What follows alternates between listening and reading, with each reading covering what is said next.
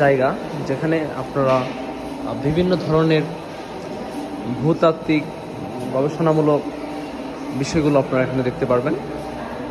এখানে পাথর, খনিজ এবং মাটির বিভিন্ন উপাদান, বিভিন্ন ফসিল, ট্রাইলোবাইট, জীবাশ্ম, অগ্নেয় শিলা সহ অসংখ্য খনিজ উপাদান আপনারা এই জায়গাটিতে দেখতে পারবেন মিউজিয়ামের এই অংশটিতে। এটা হচ্ছে মিউজিয়ামের দ্বিতীয় তলায় একটি জায়গা, যেখানে অগ্নেয়, পাললিক ও রূপান্তরিত শিলা, 3টি শিলা একসাথে এখানে দেখানো হয়েছে, এবং বেলে পাথর আর প্রবাল সহ অসংখ্য সামুদ্রিক জীবাশ্ম এবং সামুদ্রিক প্রাণী এখানে প্রদর্শিত হয়েছে।